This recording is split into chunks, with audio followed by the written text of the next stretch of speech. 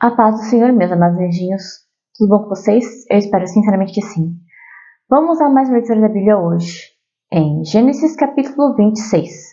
Isaac na terra dos filisteus. Sobrevindo fome à terra, além da primeira havia nos dias de Abraão, foi Isaac a Gerar, avistar-se com Abimeleque, rei dos filisteus. Apareceu-lhe o Senhor e disse: Não desças ao Egito, fique na terra que eu te disser. Habita nela e serei contigo e te abençoarei, porque a ti e à tua descendência darei todas estas terras e confirmarei o juramento que fiz a Abraão teu pai.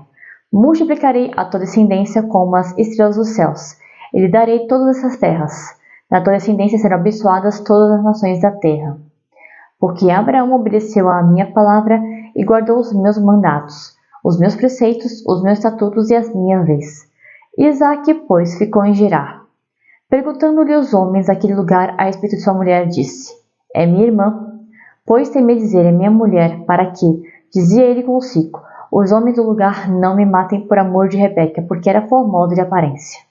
Ora, tendo Isaque permanecido ali por muito tempo, Abimeleque, rei dos filisteus, olhando da janela, viu que Isaque acariciava Rebeca, sua mulher. Então Abimeleque chamou a Isaque e lhe disse: É evidente que é tua esposa.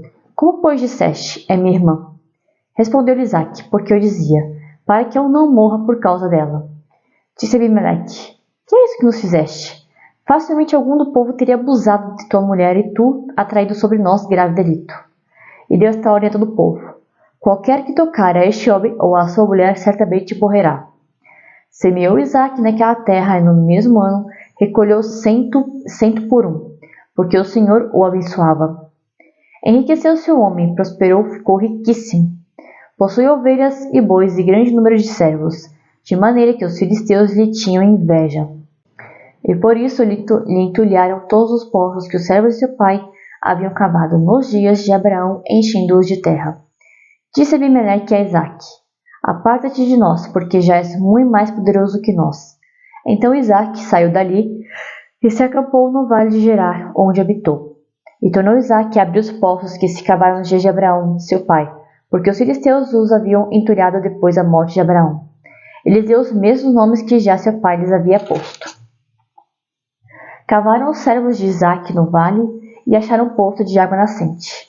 Mas os pastores de Gerar contenderam com os pastores de Isaque, dizendo: Esta água é nossa, por isso chamou o poço de Ezeque, porque contenderam com ele. Então cavaram outro poço e também por causa desse contenderam. Por isso recebeu o nome de Sitna. Partindo dali, cavou ainda outro poço, e como por esse não contenderam, chamou-lhe Reobote e disse: Porque agora nos deu lugar o Senhor, e prosperaremos na terra. Dali subiu para Berseba. Na mesma noite lhe apareceu o Senhor e disse: Eu sou o Deus de Abraão teu pai. Não temas, porque eu sou contigo. Abençoar-te-ei e multiplicarei a tua descendência por amor de Abraão, meu servo. Então levantou ali um altar e, tendo invocado o nome do Senhor, armou a sua tenda e os servos de Isaque abriram ali um poço. Parece emblemático e até um pouco estranho, talvez, não é? Ele ficar em terras inimigas, mas como aqui o próprio texto mostra. Ele desceu para outro lugar, para o Egito, porque acreditou que aparentemente no Egito, naquela época havia abundância, não tinha fome, né? Porque como no texto diz que ali naquela terra onde ele estava acontecendo um período de fome, de seca, onde não estava chovendo. Então, acredito eu que o Isaac descer para o Egito, porque provavelmente ele não tinha seca, porque em nenhum momento a Bíblia menciona que havia seca ou problemas com isso no Egito. Então ele ia para lá, mas ainda assim o Senhor falou: Você fica aqui. Apesar desse lugar parecer que tem seca, que não vai dar em nada, eu vou te abençoar nesta terra e você vai ser rico e próspero. Não, o Senhor não falou essas palavras, mas ele falou: abençoar-te-ei e vou te dar a terra que prometi ao teu pai Abraão. Multiplicar-te-ei a tua descendência e será numerosa, será pai de nações. A mesma promessa que Deus fez a Abraão, fez também a Isaque. Dito e feito, passaram-se não acredito que meses, mas anos, apesar de a Bíblia não mencionar. E ele foi sendo cada vez mais e mais rico, foi tendo muitos servos, porque naquela época não existiam escravos, eram servos. Foram existindo muitos e muitos e muitos servos, ele foi tendo muitos animais, porque os animais iam tendo filhotes, esses filhotes iam tendo filhotes e por aí vai. Então ele tinha muitas tendas, muitos animais e muitos servos que trabalhavam para ele. E isso era ser rico naquela época, ter muitos animais e muitos servos. Quanto mais servos e animais os pastores tinham, os líderes, mais ricos eles eram. Assim como Abraão foi, Isaac também foi, e o Jacó também iria ser posteriormente. E assim Deus iria abençoando cada um deles, as 3 gerações. E é até estranho, né, pensar nisso, porque os filisteus, eles, aparentemente, nessa época, eles não eram inimigos, né, tanto que eles ficaram ali, mas não se tornaram inimigos, mas havia, acho que, uma certa inveja, porque o Isaac era abençoado por Deus, uma terra onde era seca, onde não tinha como, aparentemente, haver prosperidade, e ainda assim ele estava lá e prosperando. Tanto é que ele prosperou tanto, mas tanto, que os próprios moradores da terra, os líderes da terra, falaram que a gente tinha que se apartar, ou seja, se separar deles, porque Deus prospera tanto a Isaac numa terra que não era dele, que ele se tornou poderoso, como dizem as escrituras aqui. Não só se tornou poderoso, como também se tornou mais forte. Ele tinha mais servos, mais gente que pudesse lutar por ele. Então as pessoas que moravam ali naquela terra sentiram medo, porque estava se tornando poderoso, e poderoso também talvez em armas, não sei. Eu acredito que nessa época não existiam espadas, talvez umas faquinhas. Alguma coisa assim, eu não sei como seria o nome dessas armas na época. Mas acredito que aqui nessa época não existiam espadas. A espada foi um armamento inventado posteriormente. Então, a maneira como eles poderiam lutar seria diferente. Talvez os socos e chutes. Ou alguma outra arma, porque eu não tenho conhecimento sobre como era o armamento nessa época. Mas qualquer que fosse a luta que poderia ser empreendida nessa época, ainda assim, aqueles que serviam a Deus, no caso Abraão, Isaac e posteriormente Jacó, seriam sempre os vencedores. Porque é assim que está na palavra. Eles eram abençoados em tudo que eles faziam. Deus os tornou ricos. Por quê? Porque eles seguiam os mandamentos, os preceitos e tudo aquilo que Deus esperava. Foi passado os 10 mandamentos nessa época? Não. Os 10 mandamentos eram somente com Moisés, tudo escrito na pedra. Porém, ainda assim, eles tinham conhecimento do que era certo e do que era errado. Eles procuravam seguir isso. Seguir a vontade de Deus, seguir aquilo e saber que aquilo que era errado, as coisas que, segundo o que eles haviam aprendido ainda com os pais, eram erradas. Então, eles procuravam seguir o caminho oposto. Sempre o certo. Amando a Deus, mesmo nunca o tendo visto pessoalmente, e assim Deus abençoava cada um deles. Mas e você? Tem seguido a Deus? Você tem seguido a ordem dele? Porque apesar de não falar tão claramente a vozinha do céu, Deus fala conosco não só através da Escritura, mas pode falar através de profetas. Sim, através de ter profetas falarem comigo. E através de sonhos. No meu caso, sonhos são até mais comuns do que profetas falando, mas Deus sempre fala. Pode ser através de profetas, da Bíblia ou de sonhos, mas ele sempre fala, ele sempre promete e ele sempre cumpre. Mas e você? Tem conseguido escutar a voz de Deus? Seja por um profeta que fala alguma coisa para você, amando de Deus? Porque sim, isso ainda acontece. Por mais que algumas pessoas duvidem. Eu já vivi por isso, eu já passei por essa experiência. Não tenho testemunho contado aqui no canal, mas eu já passei por essa experiência. Então, antes que alguém me dizer, isso não existe. Existe porque eu passei por essa experiência, inclusive tive a confirmação. Posteriormente, depois eu vou contar esse testemunho. Mas isso acontece. Eu já vivenciei isso, então não é mentira, ok? Agora, antes de você dizer que é mentira, é como dizem as pessoas que querem ensinar para os ateus. Você quer saber se Deus existe? Você tem que experimentar ele, experimentar o poder dele, o agir dele na sua vida, porque é assim que você tem a confirmação da existência de Deus. Como é que o ateu se converte? Porque ele vive a experiência única de Deus, ele vive uma coisa, um milagre que ele sabe que não tem como o ser humano fazer aquilo. É assim que um ateu, quando tem uma experiência sobrenatural com Deus, ele se converte, porque ele experimenta uma coisa que ele sabe que ninguém mais vai experimentar aquilo daquela forma, porque foi com ele, ele tem a comprovação da existência de Deus. Então, eu não posso falar para você, acredite. Eu vivi essa experiência, eu posso dizer que tanto em sonhos, como pela palavra, como pelo profeta falando, isso acontece, Deus fala dessas formas e se realiza. Não posso tentar convencer você de que isso aconteceu. Você que pode duvidar, tem que passar pela mesma experiência. Então, busque a Deus para você conseguir passar por essa minha experiência que eu também passei. Amém? E busque a Deus também, porque a presença dele é a coisa mais importante que você vai ter na sua vida.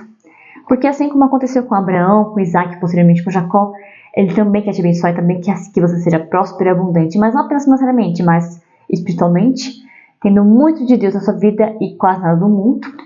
Quase nada porque a gente acaba um pouquinho só. E também em outras áreas da vida, como saúde, familiar, mas isso só tendo a abundância de Deus na sua vida. Amém? Então, vamos orar.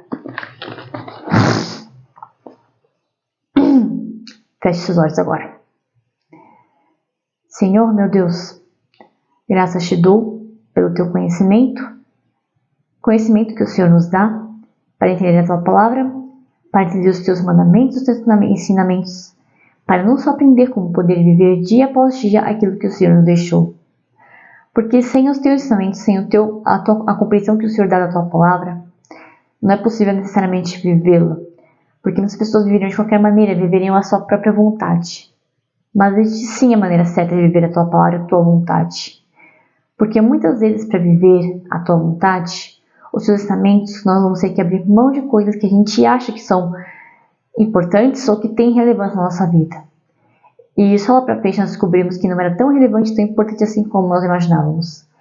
Eu não posso acreditar na vida dessa pessoa que é ou não é importante. Eu posso apenas mostrar aquilo que está na Bíblia, e é segundo o que está na Bíblia que a pessoa vai entender o que é ou não é importante. Mesmo assim, o Senhor não obriga nenhum de nós a seguir a tua palavra. Então eu te peço, Senhor, abre os olhos espirituais dessa pessoa para que ela tenha compreensão da tua palavra. Abre os ouvidos espirituais para que essa pessoa possa aprender a tua palavra, que se renova dia após dia. Ainda que não seja comigo, Senhor. Que seja com qualquer outro pastor ou que seja comigo também. Mas que essa pessoa possa ter os seus olhos espirituais e seus ouvidos espirituais abertos para conseguir ouvir e aprender a tua palavra. Eu não sou aquela pessoa que vai me dar o coração dessa pessoa que está me ouvindo, que pode ter passado sem querer por esse vídeo e estar escutando essa palavra, escutando essa oração. Eu não sou a pessoa que vai mudar o coração dessa pessoa, porque isso é o teu Santo Espírito que faz e não eu. Mas eu quero aqui que essa semente possa frutificar e de alguma forma germinar no coração dessa pessoa, para que ela, assim como eu tenho conhecido do teu amor, da tua vontade, do teu Espírito dia após dia, para que essa pessoa também possa experimentar o teu amor e o teu poder hoje, amanhã e todos os dias. Para que assim como muitos experimentaram e vivenciaram milagres, testemunharam ou ainda vão testemunhar, para que essa pessoa também tenha esse privilégio de testemunhar, de vivenciar o teu amor, a tua misericórdia e a tua graça na vida dela.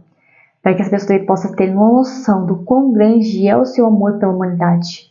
Porque o seu sacrifício não foi apenas por mim ou por uma pessoa, não. Foi por todos. Mesmo por aqueles que nós acreditamos às vezes não ter chance nenhuma de redenção.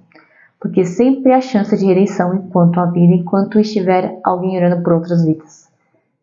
Se essa pessoa tiver parentes que talvez estejam afundados em drogas, sejam presos a uma cama de hospital por alguma doença, eu não tenho poder nenhum para mudar essa pessoa, mas eu peço, meu Senhor, pela tua graça e misericórdia, que envie teu santo anjo para tocar com a cura, para envolver a vida dessa pessoa com força, com fé, para que essa pessoa possa vivenciar hoje e agora o milagre da cura, da intervenção divina, para que ela possa presenciar milagres, assim como não só eu já presenciei, assim como tantos outros já presenciaram.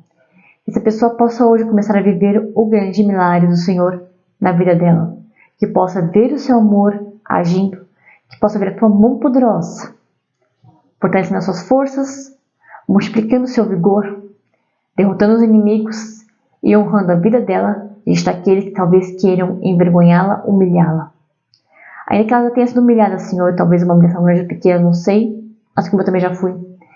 Que hoje o Senhor entre com restauração, entre com cura, com transformação, e entre com a vitória na vida dessa pessoa, para que ela possa testemunhar que o Senhor é grande e poderoso e que o Senhor continua a realizar sonhos. É apenas a humanidade que enfraqueceu na fé, mas o Senhor nunca deixou de realizar sonhos.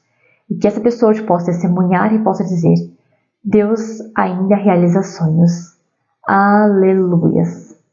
No nome do Senhor Jesus, que a tua força, Senhor, que o teu poder seja forte hoje nessa pessoa, para que muitos possam testemunhar o teu grande e poderoso amor na vida dela, nas nossas vidas. No nome do Senhor Jesus.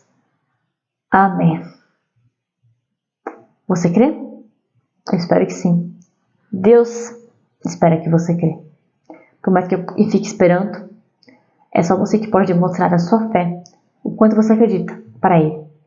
Por mais que eu te incentive a caminhar na fé, a decisão de caminhar na fé todos os dias, de orar, de abrir a palavra, não necessariamente como eu estou fazendo aqui agora, hoje, mas você buscar a Deus para uma mudança de vida, isso é só você que pode fazer. Eu estou aqui apenas te incentivando, desejando que essa semente de hoje tenha sido plantada e comece a germinar a sua vida. Mas o primeiro passo de fé é você quem vai dar. Amém? Muito obrigado por ver esse vídeo até o final. Um beijo no seu coração. Curta esse vídeo, compartilhe com seus amigos, parentes, familiares e todas as redes sociais que você puder. Inscreva-se aqui no canal caso não seja inscrito ainda.